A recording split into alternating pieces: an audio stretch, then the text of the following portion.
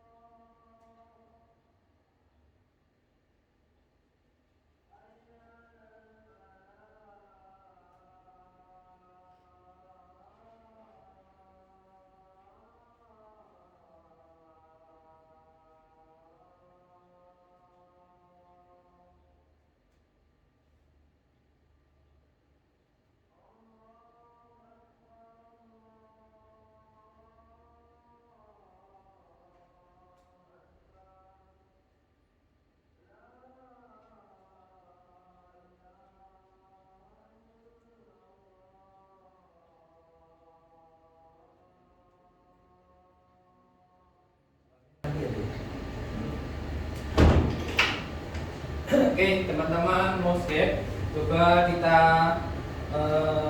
perhatikan sebentar. Yang pertama, setuju apa tidak setuju? Hukuman dapat mendisiplinkan anak. Setuju tidak? Tidak. Yang kedua, pemberian hukuman dengan hal positif seperti membaca atau membersihkan halaman sekolah dapat meningkatkan disiplin anak. Setuju apa tidak? Oke, setuju. Yang ketiga, memberi penghargaan dapat meningkatkan motivasi belajar anak. Gimana? Setuju tidak?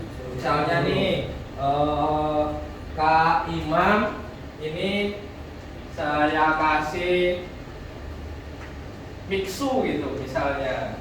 Setuju ya? Setuju. Oke. Teman-teman, apa yang dimaksud budaya positif itu? Budaya positif itu yang tidak positif atau yang tidak negatif. Budaya positif itu pembiasaan karakter, pembiasaan yang bernilai positif sehingga membentuk karakter. Budaya positif itu adalah nilai-nilai, keyakinan-keyakinan, pembiasaan-pembiasaan di sekolah. Kalau ini yang kemarin saya buat di sekolah, kalau teman-teman bisa di asrama gitu ya. Terus yang berpihak pada santri, ada santri. Nah, agar dapat berkembang menjadi pribadi yang kritis, penuh hormat dan bertanggung jawab. Bagaimana caranya mewujudkannya? Gimana caranya? Apa kita membuat peraturan yang sangat banyak? Kita membuatkan misalnya di pondok itu atau pondok pesantren itu di sekolah itu dibuat PKS, polisi keamanan sekolah misalnya. Ya, nek dibuat gitu kalian mau ikut nggak? Rozan, misalnya kalau antum diminta untuk memimpin PKS mau nggak? Polisi keamanan sekolah? Nggak mau ya? Kenapa nggak mau? Nanti banyak musuhnya, gitu. Ya. Caranya adalah pendidikan menurut Ganjar Dewantara menuntun segala kekuatan kodrat yang ada pada anak-anak. Agar apa? Agar mereka sebagai manusia maupun anggota masyarakat mencapai keselamatan dan kebahagiaan yang setinggi-tingginya. Kalau kalian di sini misalnya nanti 3 bulan pulang, berarti kalian itu di masyarakat. Kalau anak-anak umum di negeri itu pagi sampai jam 1:30 itu jajanan sekolah, jam 2 sampai pagi harinya itu jadi masyarakat. Menurut Ganjar Dewantara seperti itu.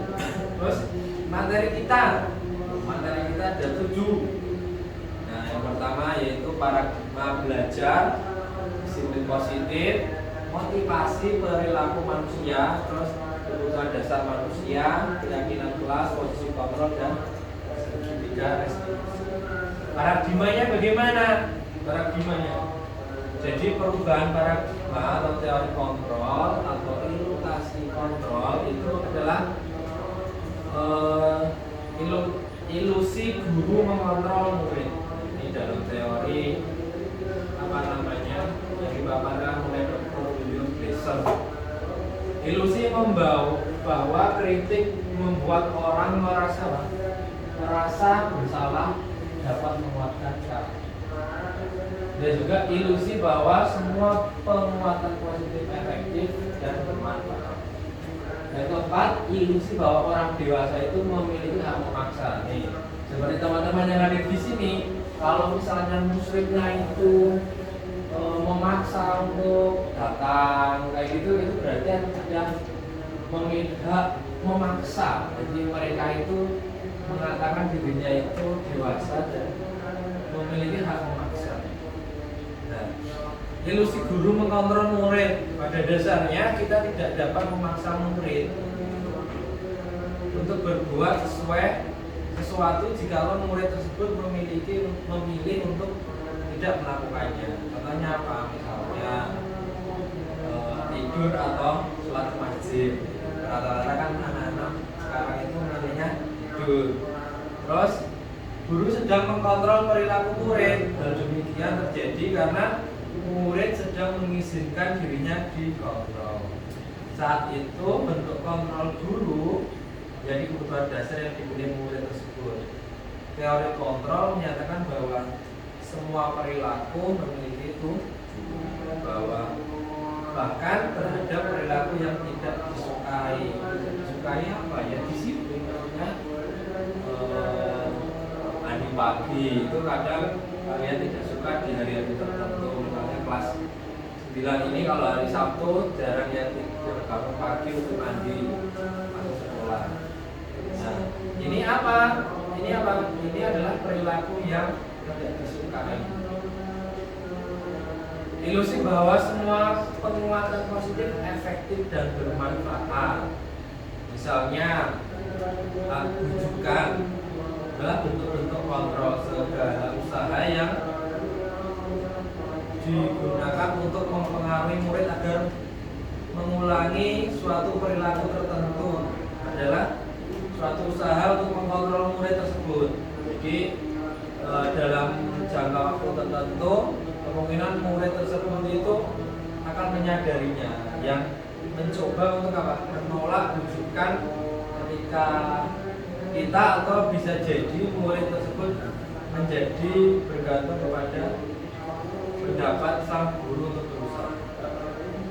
Ini adalah ilusi-ilusi ya.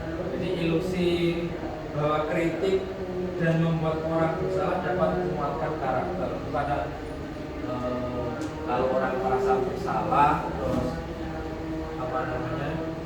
membuat orang merasa bersalah, dapat kritik itu bisa menguatkan karakter. Ilusi bahwa orang dewasa memiliki hak untuk memaksa. Jadi orang-orang yang teman ini yang usianya sudah tua, usianya sudah senior gitu kan, bisa memaksa adik kelasnya misalnya gitu. Yang berikutnya yaitu siapa sesungguhnya yang memiliki kontrol gitu kan. Yang memiliki kontrol itu siapa? Kita mencoba mengubah agar berpandangan sama terhadap kita. Teori kontrolnya tampilannya bagaimana? Kita berusaha memahami pandangan orang lain tentang stimulus respon. Perilaku buruk dilihat sebagai suatu kesalahan. Jadi perilaku buruk itu dilihat sebagai suatu kesalahan. Bisa teori kontrolnya bagaimana? Semua perilaku memiliki itu. Orang lain bisa mengkontrol saya. Teori kontrolnya apa? Teori kontrolnya hanya Anda yang bisa mengontrol diri. Yang terakhir, model berpikir menang atau kalah. Model berpikir menang atau kalah ini stimulus respon. Teori kontrolnya bagaimana? Teori kontrolnya adalah model berpikir yang menang. Jadi artinya menang. Ini contoh disiplin positif, jadi teorinya yang disampaikan oleh Dr. William Glasser. Agar bisa mengontrol orang lain, hanya Anda yang bisa mengontrol disiplin. Ini teorinya.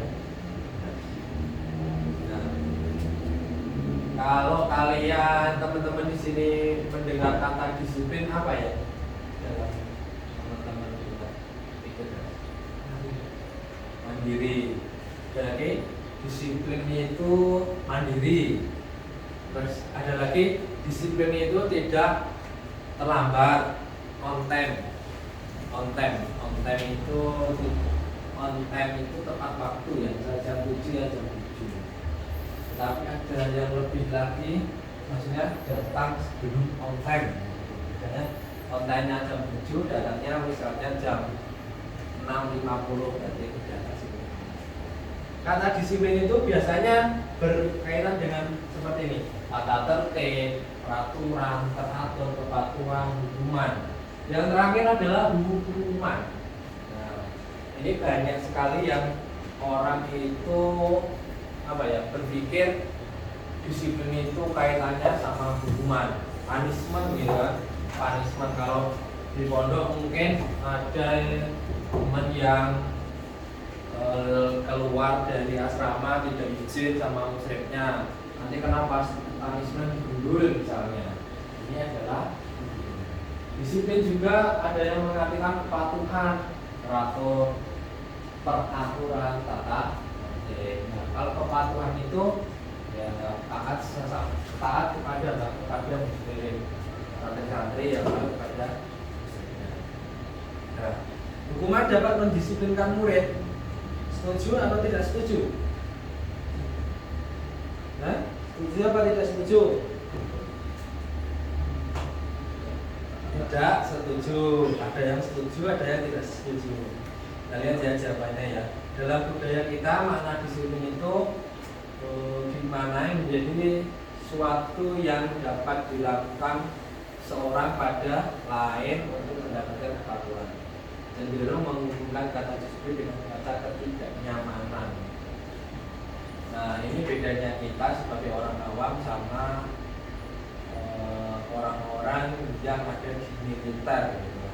Orang-orang yang ada di militer itu kalau punya disiplin, kalau ada yang tidak disiplin malah tidak nyaman. Kan sama kayak kita ini, orang-orang sipil misalnya dengan kata disiplin itu biasanya dengan ketidaknyamanan, karena disiplin banget. Nah, yang selanjutnya adalah tujuan dari disiplin positif adalah apa? Menanamkan motivasi kepada murid untuk apa?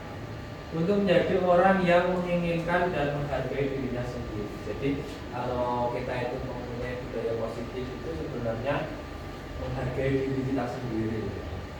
Apa atau santri-santri itu, teman-teman kita itu kok tidak menghargai dirinya sendiri dengan apa? Dengan melakukan kesalahan-kesalahan, misalnya keluar tidak berizin, itu kan malah tidak menghargai diri sendiri. Terus ketika murid-murid kita memiliki motivasi tersebut, mereka telah memiliki motivasi intrinsik yang berdampak jangka panjang. Jadi kalau teman-teman itu sudah mempunyai motivasi disiplin di dalam dirinya, yaitu intrinsik itu yang nilai yang ada di dalam diri teman-teman itu akan berdampak panjang. Dampak panjangnya gimana? Di masyarakat, ketemu pancane wis sekitarane enak, tapi disiplin dalam memotong rambut gitu kan, makanya keren, tidak ngobrol enak gitu, itu sudah ada di dalam dirinya. Mereka akan tetap berperilaku baik dan berlandaskan nilai-nilai kebajikan karena mereka ingin menjadi orang yang menjunjung tinggi apa? Nilai-nilai yang mereka hargai atau mencapai suatu tujuan. Tujuannya sangat mudah. Nah, ini contohnya di dalam masjid ada yang apa ini? Saling menyimak setoran gitu ya. Dimana ada kemerdekaan, disitulah harus ada disiplin. Jadi disebutkan oleh Gejer Dewantoro pemikirannya, konsepsi keteladannya, di mana ada kemerdekaan setelah harus ada disiplin yang sungguh pun disiplin itu bersifat self discipline. Itu apa? Diri sendiri mewajibkan kita untuk mewajibkan kita dengan sekeras-kerasnya, tapi laksanakan saja. Sebab jikalau tidak cakap melakukan self discipline, wajiblah penguasa lain mendisiplinkan kita. Jadi sebenarnya santri-santri itu mempunyai sikap disiplin, tetapi menurut Gejer Dewantoro, kalau teman-teman kita itu tidak disiplin, bisa disiplinkan oleh orang lain gitu kan. Orang lain bisa mendisiplinkan kita. Contohnya apa? Contohnya misalnya kalau kita berkendara di jalan raya tidak memakai helm, ya tidak memakai helm, kita bisa didisiplinkan oleh polisi misalnya kayak gitu. Makna disiplin itu dari bahasa Latin yang artinya belajar. Bahasa Latinnya disciplina. Kata disiplin berasal dari akar kata yang sama dengan disiplin atau murid atau murid. Nah, untuk menjadi seorang murid atau santri atau pengikut itu harus paham betul alasan mengapa mereka mengikuti suatu ajaran tertentu atau aliran tertentu, sehingga motivasi itu terbangun oleh intrinsik. Jadi kita itu bisa menanamkan nilai intrinsik kepada santri-santri atau teman-teman kita, gitu kan. Nah, disiplin membuat orang menggali potensi menuju sebuah tujuan yang dia hargai. Ya. Disiplin juga mempelajari bagaimana cara mengontrol diri, bagaimana menguasai diri, memilih tindakan yang mengacu pada nilai-nilai yang kita hargai. Jadi orang yang disiplin itu akan mempunyai potensi menuju sebuah tujuan. Misalnya kayak yang kita kenal dengan disiplin tinggi, yaitu di kemiliteran, mereka mempunyai tujuan. Orang yang dari bawah itu sudah disiplin masuk polisi atau masuk aktif disiplin, suatu saat naik jadi pampres misalnya. Ya, itu kalau di militer. Kalau di diri kita disiplin belajar, pokoknya saya setelah sholat isya belajar sampai jam 9, mau nggak mau harus membuka buku, gitu kan. Kalau yang belajar, mau nggak mau saya setiap pekan harus setoran 1 lembar misalnya. Seseorang yang memiliki disiplin diri berarti mereka bisa bertanggung jawab pada apa yang dilakukan, karena mereka mendasarkan tindakan pada nilai-nilai universal. Jadi seorang yang disiplin itu mereka bisa bertanggung jawab. Nah, kalau belum berdisiplin ini tanggung jawabnya masih. Nah, ini sebagai pendidik atau musyrif kita itu tujuannya adalah menciptakan teman-teman kita, anak-anak kita yang berdisiplin diri. Mereka berperilaku dan mengacu dengan nilai kebaikan universal, memiliki motivasi intrinsik. Jadi kalau teman-teman kita itu sudah mempunyai disiplin intrinsik atau motivasi disiplin intrinsik, itu sudah tumbuh dari dalamnya. Jadi tidak perlu didisiplinkan oleh teman-teman, gitu kan? Jadi mereka sudah disiplin dengan sendirinya. Nah, nilai-nilai kebajikan universal itu seperti ini. Jadi banyak yang tahu diri, bernalar kritis, berpikiran global, bergotong royong, kreatif. Nilai-nilai kebaikan yang ingin dicapai setiap anak itu dikenal dengan profil pelajar Pancasila. Apa saja isinya? Beriman, bertakwa kepada Tuhan Yang Maha Esa, Allah Subhanahu wa Ta'ala, terus berakhlak mandiri, bernalar kritis, berpikiran global, royong, motivasi perilaku manusia. Jadi manusia itu mempunyai motivasi perilaku.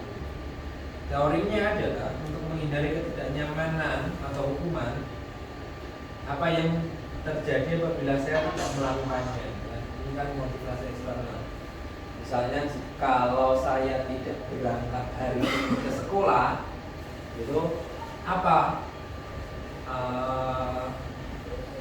hukumannya? Terus yang kedua, misalnya untuk mendapatkan imbalan dari orang lain, motivasi eksternal dari luar. Apa yang saya dapatkan apabila saya melakukannya? Nah, internalnya apa? Intrinsiknya untuk menghargai diri sendiri. Saya akan menjadi orang yang seperti apabila saya melakukannya. Jadi ada satu motivasi internal. Budi hukum oleh penghargaannya. Jadi ini salah satu di moto yang saya sampaikan, bahwa mempengaruhi penghargaan berlaku sama dengan budi. Dalam arti apa? Meminta atau memujuk seorang melakukan sesuatu yang memenuhi tujuan. Kalau tentu dari orang yang meminta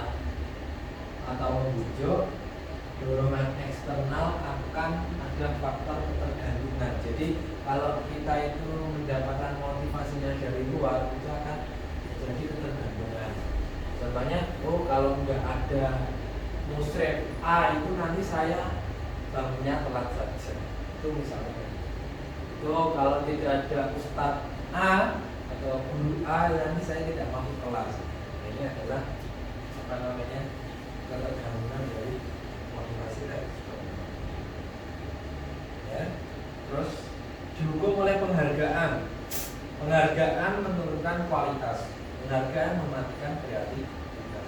Penghargaan mengurangi motivasi intrinsik. Jadi nanti saya akan belajar dengan giat untuk mendapatkan ranking 1 agar mendapatkan tas gitu. Itu mengurangi motivasi intrinsik. Ya.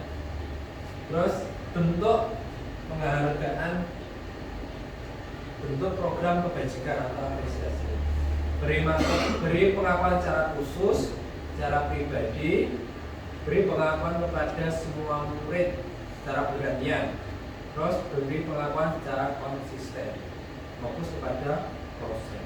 Ini bentuk program kebajikan.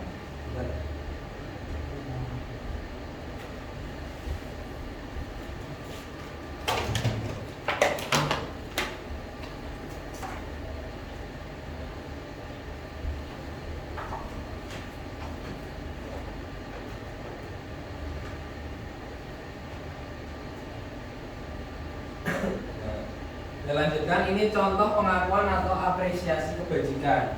Pembukanya kemarin saya perhatikan nilai kebajikannya, rasa empati yang sangat besar. Situasinya pada saat menolong murid baru di kelas kita.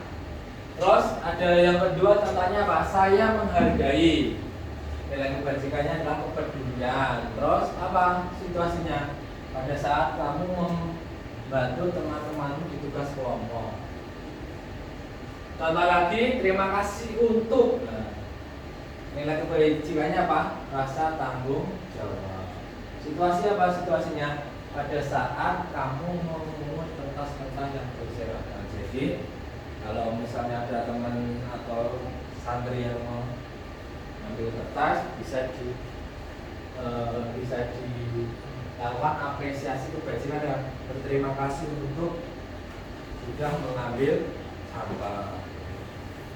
Ada 5 kebutuhan dasar manusia. Yang pertama apa? Yang pertama adalah survival atau kebutuhan untuk bertahan hidup. Saya yakin semua manusia ingin bertahan hidup. Ya. Semua anak, semua santri, semua teman-teman pasti akan mempunyai kebutuhan dasar. Terus yang kedua adalah love and belonging. Love and belonging itu apa? Cinta dan kasih sayang. Terus freedom atau kebebasan. Yang keempat fun. Yang kelima adalah power. Jadi kekuasaan dan kesenangan itu juga menjadi kebutuhan dasar manusia. Jadi ada kebutuhan dasar apa yang ada di diri manusia, gitu kan? Ada survival, ada love and belonging, ada freedom, ada fun, ada power. Yang kekuasaan inilah yang menjadi kebutuhan dasar. Nah, kalau di kelas, kami sebagai guru di kelas sudah membuat keyakinan-keyakinan kelas. Apa tuh keyakinan kelas? Mengapa harus ada keyakinan kelas? Untuk apa? Untuk mendukung motivasi intrinsik. Jadi kita kembali ke nilai-nilai keyakinan, lebih menggerakkan seseorang dibandingkan mengikuti serangkaian karakter. Jadi kalau kita itu di dalam kelas atau kalau muslim itu di dalam asrama, misalnya dia dalam asrama, kalian membuat keyakinan asrama itu juga bisa. Jadi teman-teman nanti bisa mengkoordinir teman-teman untuk membuat keyakinan asrama gitu. Kalau saya keyakinan kelas. Keyakinan kelas ini mendukung motivasi intrinsik. Nah, contohnya kayak gini. Ini keyakinan kelas yang mana yang merupakan keyakinan kelas. Jadi, ada Guru datang tepat waktu mengucapkan salam. Kami guru dan murid yang saling menyayangi. Nah, ini adalah contoh di kelas salah satu kelas tingkatan. Prosedurnya bagaimana? Ya, mempersilakan warga untuk mencurahkan pendapat, mencatat masukan. Nanti di akhir kita akan lihat yang sudah kami buat ini. Terus ini coba kita gantikan dulu, ada video apa namanya? Video 5 kebutuhan dasar manusia. 5 kebutuhan dasar manusia.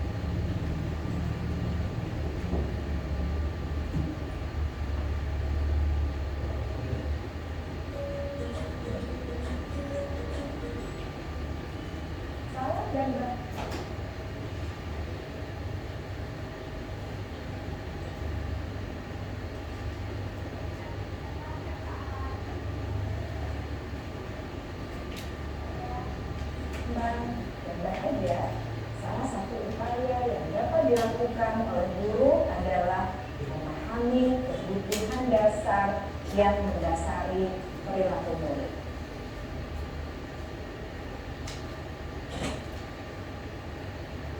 Dasar manusia.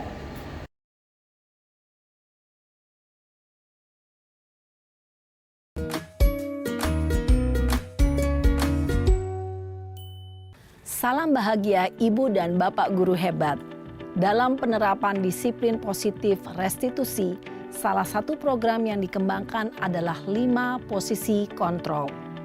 5 posisi kontrol dalam restitusi adalah proses perjalanan seorang pendidik agar dapat mengenali dirinya. Pada video kali ini, kita akan membahas tentang 5 posisi kontrol yang dikembangkan oleh Diane Goossen dan contoh penerapannya.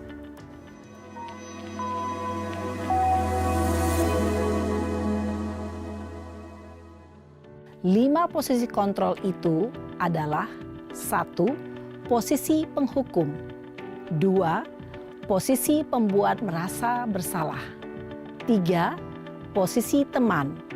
4. Posisi pemantau atau monitor. Dan 5. Posisi manajer. Untuk lebih memahami kelima posisi tersebut, mari kita saksikan kasus Naren yang terlambat hadir 20 menit di sekolah dan melihat bagaimana kelima posisi kontrol dalam menghadapi masalah tersebut.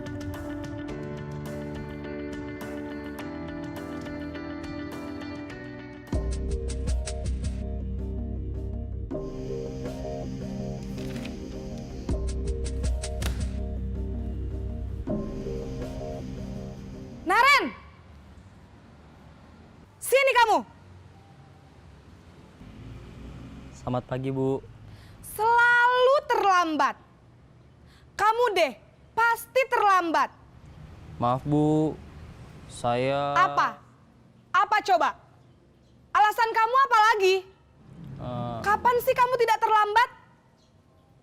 Malas sekali ya kamu jadi anak. Saya... Dasar pemalas. Gak kapok-kapok sih kamu. Sudah berapa kali terlambat? Sana, kamu keliling lapangan basket 2 kali. Kenapa saya harus keliling lapangan basket, Bu? Kenapa? Kamu mau lawan ibu? Berani-beraninya jawab. Sudah terlambat, masih berani jawab pula. Sekarang, keliling lapangan basket 5 kali sekalian. Biar kapok. Cepat, pergi sana ke lapangan basket. Posisi penghukum biasanya berbicara dengan nada tinggi, menghardik, menunjuk-nunjuk, menyakiti, dan menyindir. Hukuman bisa berupa fisik maupun psikis. Ibu dan bapak guru hebat. Dampak yang terjadi pada murid ketika guru berada pada posisi penghukum adalah murid cenderung akan memberontak, bahkan menyimpan dendam.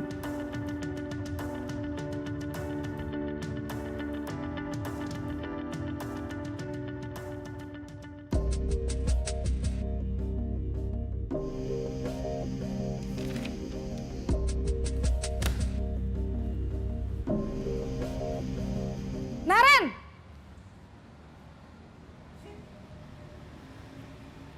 Selamat pagi, Bu. Naren. Kamu kenapa terlambat lagi, Nak? Ya Tuhan, Naren. Kamu senang ya bikin ibu susah ya? Kalau kamu terlambat lagi, nanti ibu yang ditegur bapak kepala sekolah, Nak. Disangka ibu tidak bisa membina kamu. Duh, gimana ini? Maaf, Bu. Duh Gusti Naren. Kamu suka ya kalau ibu ditegur bapak kepala sekolah?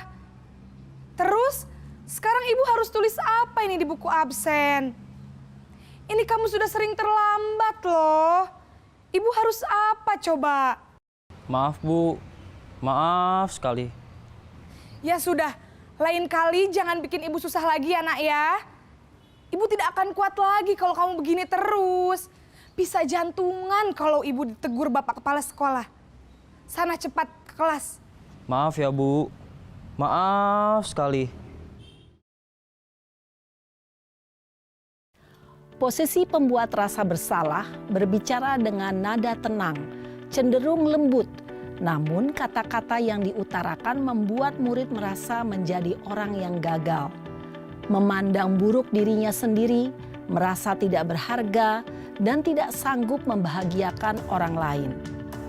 Ketika guru mengambil posisi pembuat rasa bersalah, murid akan menganggap dirinya yang bersalah dan ia akan menyimpan emosi negatif tersebut di dalam dirinya.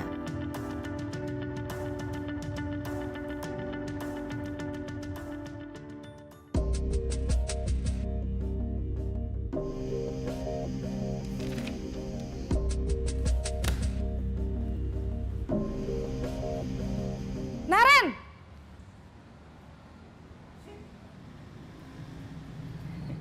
Selamat pagi, Bu. Wah, sudah jam berapa ini, Nak?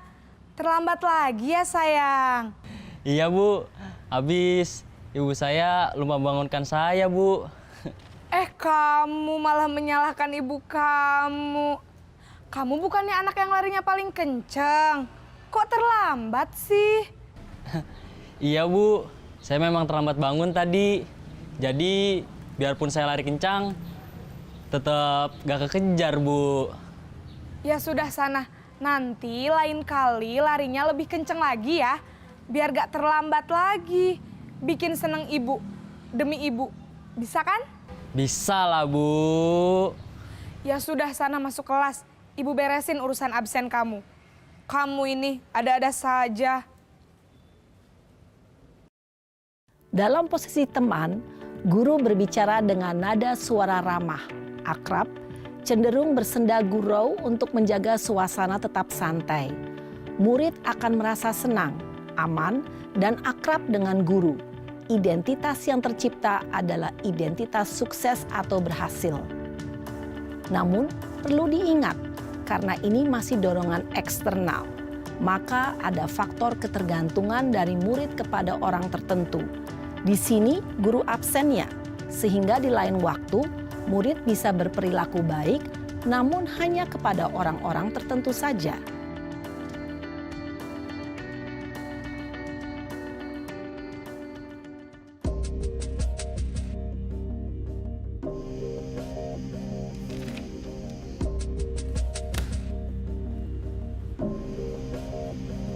Naren!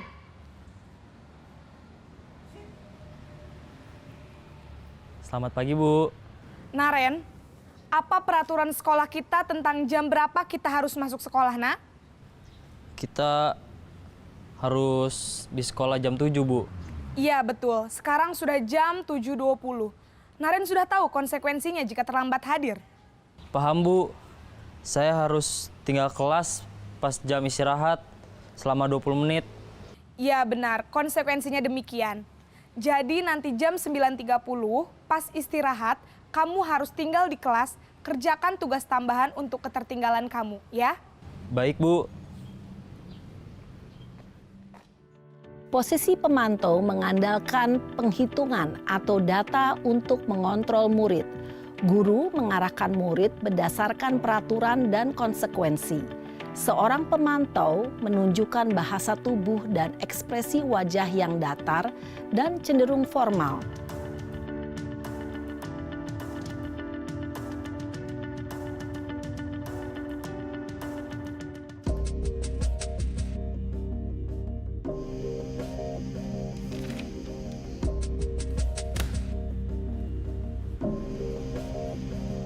Naren!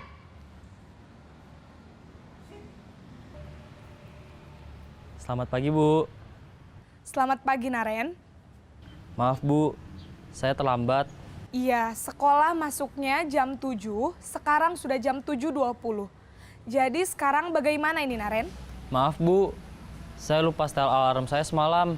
Baiklah, menurut kamu, keyakinan sekolah yang mana yang perlu kamu tingkatkan? Menghargai diri sendiri dan orang lain mungkin ya, Bu. Setuju. Jadi, apakah Naren meyakini prinsip saling menghormati tersebut? Iya, Bu. Saya meyakininya. Apakah Naren bersedia memperbaiki masalah keterlambatan ini? Bersedia, Bu. Bagaimana kamu akan perbaiki masalah keterlambatan ini? Saya akan coba untuk tidak lupa menyetel alarm saya, Bu. Baik, kalau Naren lupa menyetel alarm di rumah, ada orang yang kira-kira bisa bantu mengingatkan tidak? Ada, Bu. Kakak saya, Kak Ema. Ada lagi selain Kak Ema? Selain Kak Ema, ada ibu saya. Baik, jadi yang mengingatkan Naren adalah Kak Ema dan ibu kamu ya? Kira-kira akan mulai setel alarm kapan nih, Naren? Setelah pulang sekolah, akan segera saya lakukan. Baik, jadi Naren akan setel alarm untuk bangun besok pagi dan akan diingatkan oleh kakak dan ibunda Naren ya. Ada lagi yang mungkin perlu dilakukan, Naren? Agar tidak terlambat bangun lagi. Tidak ada, Bu. Baik, Naren. Terima kasih untuk kerjasama kamu. Sekarang kamu perlu kembali ke kelas untuk belajar. Baik, Bu. Terima kasih. Posisi manajer adalah posisi kontrol yang disarankan untuk membimbing murid memiliki sikap disiplin yang positif, yaitu murid yang mandiri, bertanggung jawab, dan dapat memecahkan masalah. Tujuan dari posisi ini adalah agar murid dapat berefleksi atas tindakannya. Guru akan dengan tulus memberikan pertanyaan-pertanyaan bermakna, sehingga membuat murid dapat belajar dari kesalahannya dan mencari sebuah solusi untuk menyelesaikannya. Ibu dan Bapak guru hebat, setelah mengamati adegan kelima posisi kontrol tadi, kira-kira posisi mana yang paling ideal? Posisi mana yang dapat menunjang motivasi intrinsik murid? Ya, tentu posisi manajer. Posisi ini memang posisi ideal yang ingin dituju setiap pendidik. Pada posisi inilah, guru dapat menerapkan disiplin positif yang berpihak pada murid, yang memerdekakan murid. Perjalanan seorang pendidik tentunya tidak mudah untuk sampai pada posisi seorang manajer. Namun, tujuan kita pasti, yaitu menciptakan murid-murid yang mandiri, merdeka, dan bertanggung jawab. Semoga penggambaran 5 posisi kontrol yang telah diperlihatkan ini dapat menjadi ajang refleksi bagi kita semua, agar dapat terus mengasah dan menerapkan disiplin positif yang memerdekakan murid. Mari terus berlatih dan bersemangat. Selamat menerapkan. Salam dan bahagia, Ibu dan Bapak Guru hebat.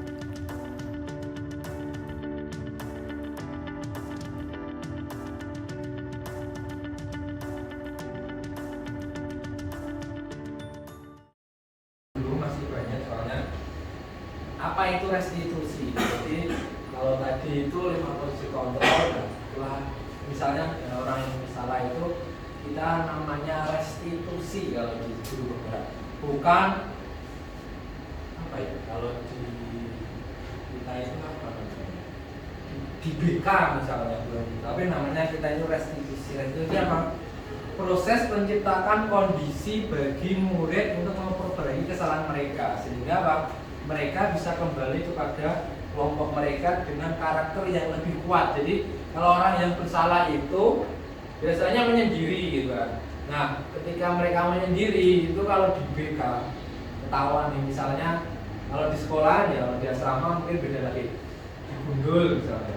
Kalau di kita di BK itu misalnya apa? Kena poin ya, itu adalah contoh dari BK. Kalau di CGP itu diajarkan apa? CGP itu diajarkan apa? Restitusi. Restitusi itu proses kolaboratif yang mengajarkan murid untuk mencari solusi untuk masalah mereka gitu kan. Orang yang bersalah itu pastinya mempunyai masalah tertentu gitu. Misalnya kenapa kok selalu datang terlambat? Karena malamnya anak-anak itu begadang. Dan membantu murid berpikir tentang orang seperti apa yang mereka ingin menjadi tujuan mulia. Bagaimana mereka harus memperlakukan orang lain gitu kan. Kalau ada yang terlambat otomatis mengganggu orang lain. Mungkin apa namanya? Karena terlambat nanti ada orang yang terganggu karena gurunya harus berdiskusi sama Ciri-ciri restitusi itu apa? Belajar dari kesalahan. Namun belajar dari kesalahan. Jadi yang pertama itu belajar dari kesalahan, bukan untuk menebus kesalahan. Jadi kalau sekarang itu kan kita banyak menebus kesalahan. Oh, karena kamu telah tidak masuk, berarti kamu nanti umpamanya memperbaiki hubungan.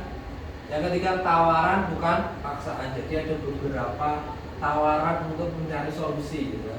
Yang keempat apa? Restitusi itu menuntut untuk melihat ke dalam diri, mencari kebutuhan dasar yang mendasari tindakan. Restitusi diri adalah cara yang paling baik. Jadi restitusi itu cara yang paling baik. Toh kita itu, teman-teman kita itu usianya yang 15, ya, yang 14 gitu. Untuk usia-usia kayak teman-teman kita itu paling cocok adalah restitusi. Fokus pada karakter bukan tindakan. Jadi banyaknya fokusnya pada karakter. Bukan fokus pada restitusi, fokus pada solusi. Jadi bukan menggali masalahnya untuk diingat-ingat terus, tapi pada solusinya. Restitusi mengembalikan murid yang bersalah pada kelompoknya. Jadi kita itu mengembalikan teman-teman kita itu ke komunitasnya gitu, ke komunitas mereka, komunitas murid. Nah, segitiga restitusi yang namanya segitiga restitusi ya segitiga seperti ini. Nah, untuk menstabilkan identitas, untuk membuat anak yang merasa gagal karena berbuat salah menjadi positif terhadap diri sendiri, menstabilkan identitasnya. Jadi mereka tetap pede, kan? Karena gambarnya pramuka, jadi orang-orang pramuka itu pede, stabil identitasnya. Validasi kebutuhan, membantu murid menganalisa basic need atau kebutuhan dasar yang ingin mereka penuhi. Jadi pada dasarnya setiap tindakan manusia itu Tujuannya adalah memenuhi kebutuhan dasar. Apakah itu penguasaan? Tadi ada penguasaan, terus kebebasan, love and belonging, kesenangan, fun, atau yang pertama untuk bertahan. Menanyakan keyakinan, jadi anak melihat kesalahannya, hubungan dengan norma sosial dan nilai-nilai yang mendasari manusia berinteraksi dengan orang lain. Ini contoh contoh video membuat segitiga restitusi di kelas.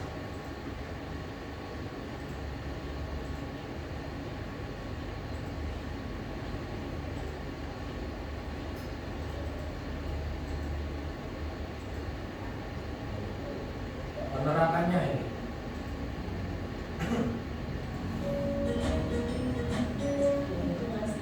Berlandaskan pada teori kontrol Dr. William Glaser.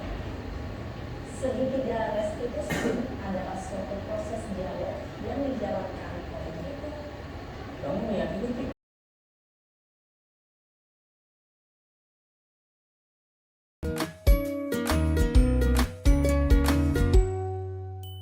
Salam dan bahagia Ibu dan Bapak guru hebat.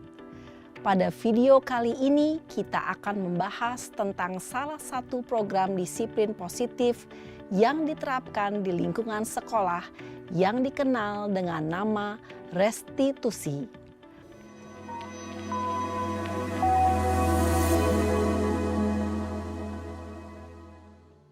Restitusi dikembangkan oleh pakar pendidikan Diane Gosson, berlandaskan pada teori kontrol Dr. William Glaser. Segitiga restitusi adalah suatu proses dialog yang dijalankan oleh guru atau orang tua agar dapat menghasilkan murid yang mandiri dan bertanggung jawab. Pada saat guru di posisi manajer, aspek yang dikembangkan pada murid adalah motivasi intrinsik, sehingga penanaman nilai-nilai kebajikan dapat tumbuh dan berkembang menjadi suatu kebiasaan positif yang akhirnya membentuk karakter murid. Proses dialog ini terdiri dari 3 langkah yang digambarkan pada ketiga sisi pada segitiga restitusi. Sisi pertama adalah menstabilkan identitas. Sisi yang kedua adalah validasi tindakan yang salah. Dan sisi yang ketiga adalah menanyakan keyakinan. Ibu dan Bapak guru, berikut ini akan ditunjukkan bagaimana seorang guru berada dalam posisi manajer menggunakan penerapan segitiga restitusi.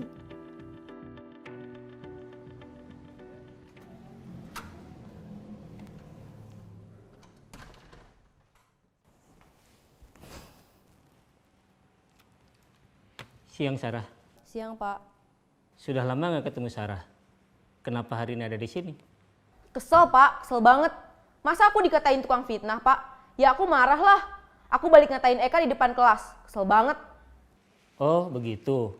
Ya pasti kamu marah dan kesal. Bapak juga akan marah apabila ada yang menuduh Bapak seperti itu.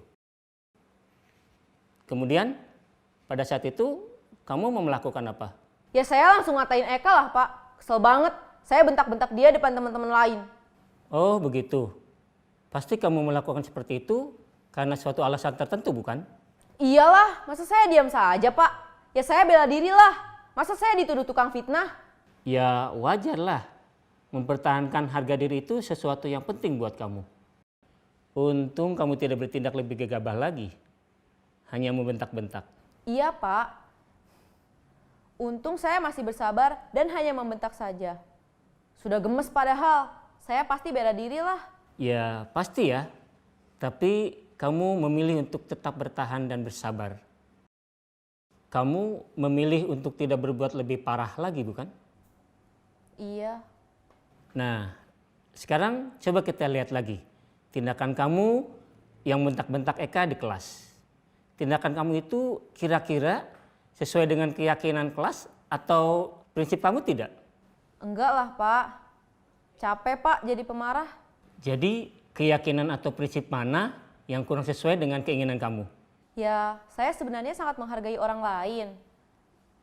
Mungkin saat itu saya menjadi emosi, jadi tidak menunjukkan sikap itu. Kamu meyakini tidak? Menghargai orang lain itu penting buat kamu. Yakinlah, Pak. Iya, setuju. Kita harus saling menghargai. Namun, ada juga keyakinan yang kita sepakati yang perlu kita jalankan apabila kita sedang marah, bukan? Ya, saya bisa lebih proaktif, mulai dengan diri sendiri. Saya bisa jadi lebih bersabar, mengambil waktu jeda untuk berpikir mau apa selanjutnya. Kira-kira kamu bersedia memperbaiki masalah ini tidak? Bersedia, Pak. Kalau kamu memperbaiki masalah ini, kamu akan menjadi orang seperti apa? Saya akan menjadi orang yang bertanggung jawab kali ya, Pak. Dan senantiasa proaktif. Iya, menurut kamu bagaimana rasanya menjadi orang seperti itu? Ya nyaman lah, bangga bisa bersabar dan menahan diri. Baiklah kalau begitu. Yuk kita pikirkan bagaimana memperbaiki masalah ini.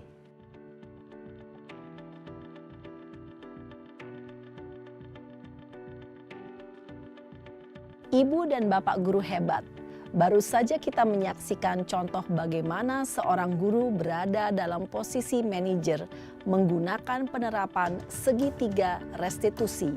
Mari kita bahas satu persatu. Pada sisi pertama, menstabilkan identitas berdasarkan pada prinsip bahwa membuat kesalahan adalah bagian dari proses pembelajaran. Sisi pertama dari segitiga ini berperan menggeser identitas murid dari identitas gagal ke identitas sukses. Murid yang sedang bertingkah laku yang tidak pantas atau menarik diri saat itu sedang mengalami identitas gagal. Bila kita mengkritiknya, maka posisinya tidak akan berubah. Kita bisa mengajukan pernyataan-pernyataan ini. 1. Membuat kesalahan sesuatu yang wajar. 2. Manusia tidak ada yang sempurna. 3. Kita bisa memperbaiki masalah ini. 4. Saya tidak menanyakan kesalahannya. Saya lebih fokus bagaimana memperbaiki masalah ini. 5. Apakah saat ini kamu tengah menjadi orang yang baik untuk dirimu sendiri? Pada sisi kedua, validasi tindakan yang salah berlandaskan pada prinsip bahwa setiap perilaku berupaya memenuhi suatu kebutuhan tertentu. Guru yang telah memahami teori kontrol akan bergeser dari pemikiran stimulus respon menjadi proaktif dan mencoba untuk mengenali tujuan dari perilaku murid. Mengenali dan mengakui kebutuhan murid ini dapat memperbaiki hubungan dengan murid tersebut. Pernyataan atau pertanyaan bisa disampaikan dengan nada suara tidak menghakimi atau memojokkan, sehingga dapat mengembalikan murid pada posisi positif. 1. Kamu bisa saja bertindak lebih gegabah lagi dari ini. 2. Kamu bukan melakukannya tanpa suatu alasan tertentu. 3. Kamu melakukannya karena mempertahankan sesuatu yang penting bagimu. 4.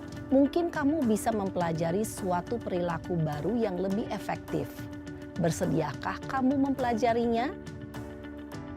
Selanjutnya, kita akan simak sisi terakhir, yaitu menanyakan keyakinan. Teori kontrol menyatakan bahwa pada dasarnya kita termotivasi secara intrinsik. Pada saat perilaku yang salah telah divalidasi dan identitas sukses telah stabil, maka murid telah siap mengaitkan keyakinan-keyakinannya dengan tindakannya yang salah dan pemikirannya telah bergeser ingin menjadi orang yang dituju. Pertanyaan-pertanyaan ini dapat mengaitkan keyakinan-keyakinan yang dianut murid. 1. Sebagai keluarga atau kelas, apa yang kita yakini?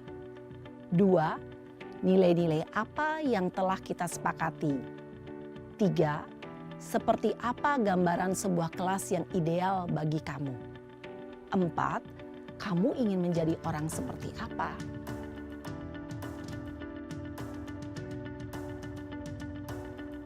Dalam menerapkan segitiga restitusi, perlu diperhatikan beberapa hal, yaitu 1. Perilaku yang salah perlu dikaitkan dengan nilai-nilai atau keyakinan-keyakinan yang telah disepakati atau dituju. 2. Kesediaan orang yang melakukan kesalahan untuk memperbaiki masalah. 3. Pemecahan masalah sebisa mungkin relevan atau memiliki hubungan dengan masalah yang ada. 4. Usaha. Perlu adanya suatu usaha perbaikan dari pihak yang berbuat kesalahan. 5. Waktu. Perlu didedikasikan waktu dari pihak yang berbuat kesalahan.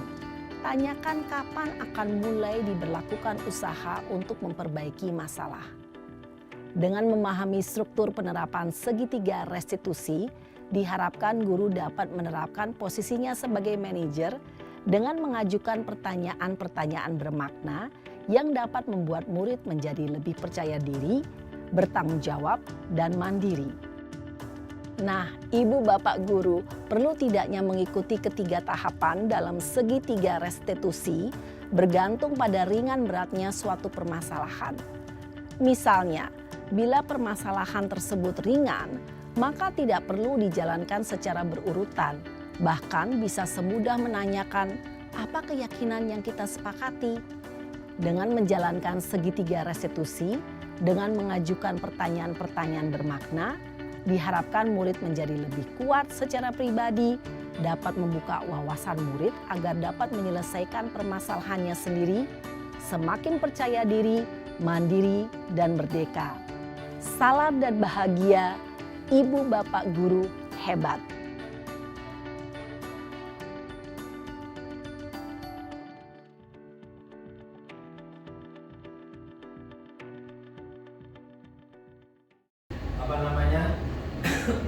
Video segitiga restitusi.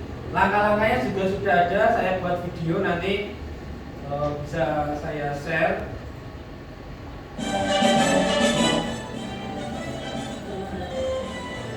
Langkah-langkahnya.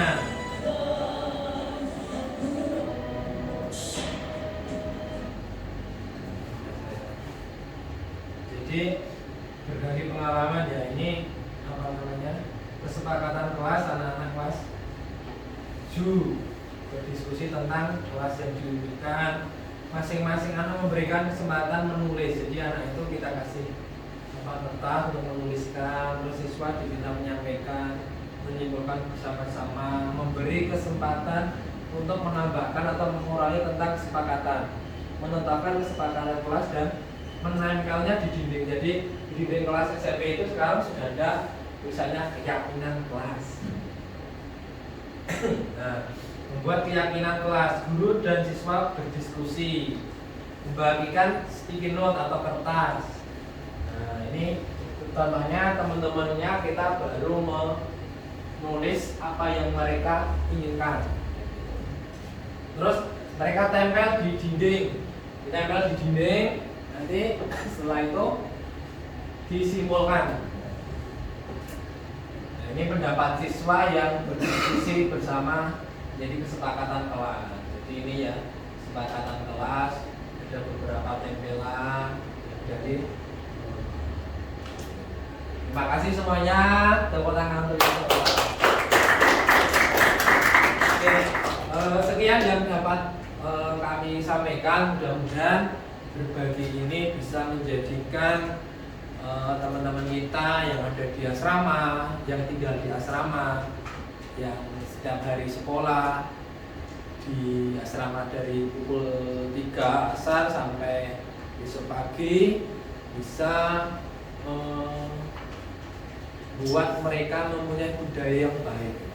Walaupun kita sudah menerapkan budaya sholat, ya gitu kan, apa namanya, budaya positif di segala lini itu tetap kita. Itu, terima kasih semuanya. Saya tutup. Assalamualaikum warahmatullahi wabarakatuh. Terima kasih Ustaz Edi,